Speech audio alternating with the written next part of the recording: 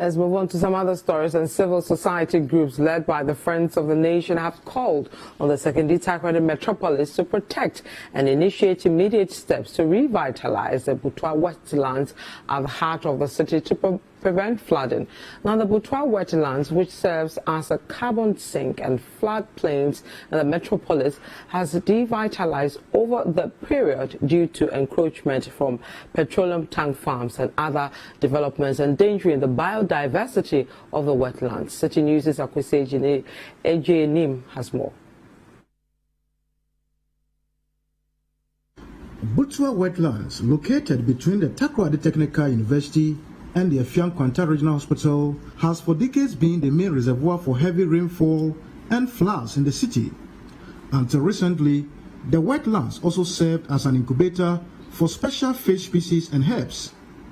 However, the development of petroleum tank farms over the years on reclaimed portions of the wetland has already affected the natural state of the wetland, which requires urgent action to save it from further destruction.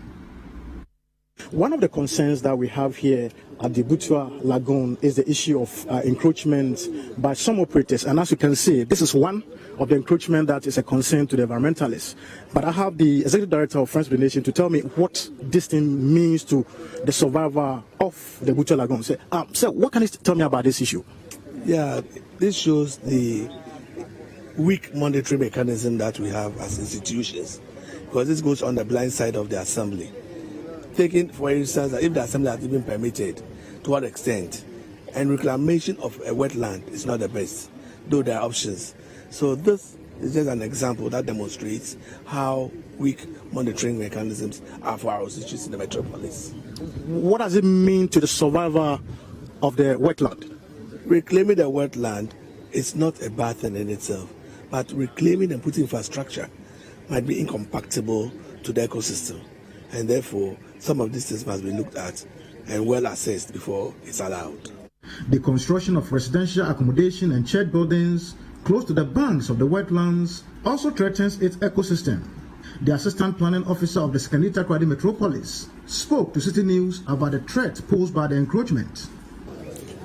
It has been reported to the Assembly, and they don't have permits to carry out the activity there. But as a planning unit, we are facing a little difficulty identifying the people who are really engaging in the activity.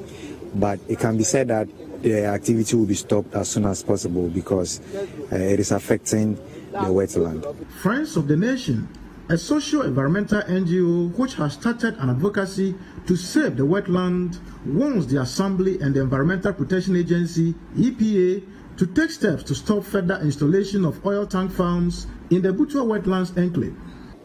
Immediately you can see massive encroachment from, I'm sure it's from the communities. They're building so close to the wetland. There are massive waste dump into the wetland.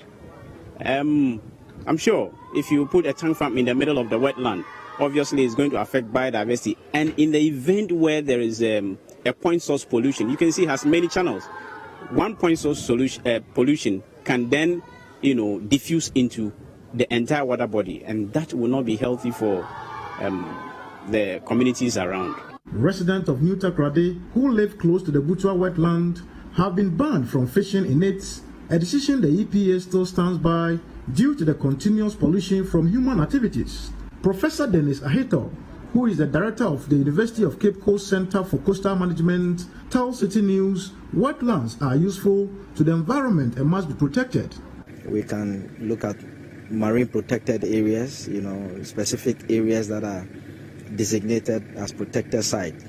We can also look at co-management of certain areas where the local communities, are working hand in hand with state regulators or state actors, to effectively manage these systems.